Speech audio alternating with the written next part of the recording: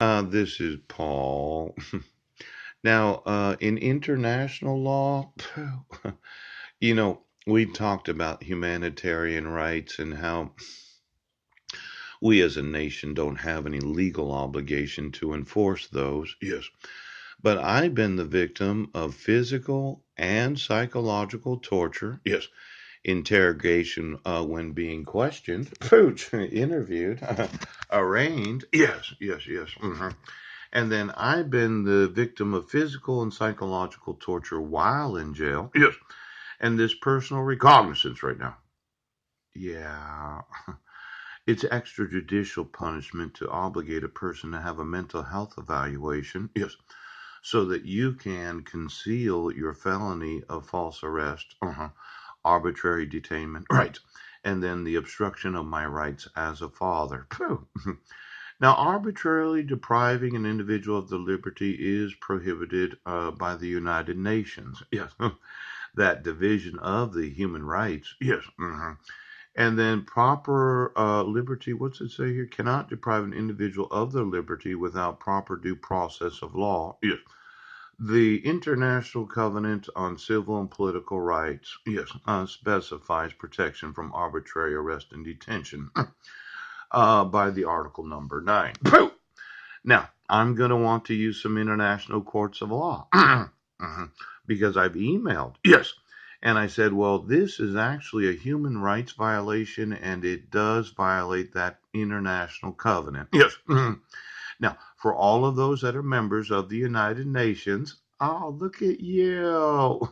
It's so good, Michael Bloomberg, that you volunteered to work with the United Nations when you were no longer the mayor of New York. Yes. And I don't care the size of a city. Pooch. You'll notice that the oath is the same. It's the same. Yeah. You could have 6 million residents in the city of New York. Yes. And you could pick the smallest town in New York State, and each of the mayors has the same oath of office. In fact, why don't you get me the smallest city in the state of New York? Yes. Isn't that right, Governor Cuomo? I don't care how big the population is. You idiot! The oath is the same for the state. Yes. Now, a lot of people think that they're special because they're a mayor of a large city. Yes. But you're really not. Pouch!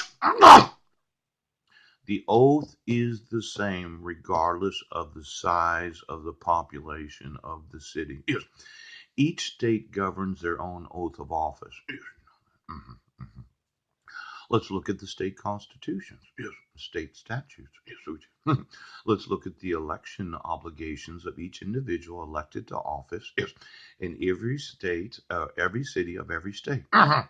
You will see that they do not specially design any oath of office for any individual. Yes. Because every oath of office is the state's constitution of the oath. That would be section number 3 and section number 6. Isn't that right? Yeah. Now, let's say your conscience, yes, did not bear the burden of your actual sworn oath. You thought you were special. You thought that your city was the small. All right, now, now let's say I went to sue it. Yes, I'd sue every man right now. The oath is the same regardless of the population size of the individual cities. Now, Michael Bloomberg thinks he's special. Yes, because he was the mayor of New York. Yes, it doesn't matter. Pooch.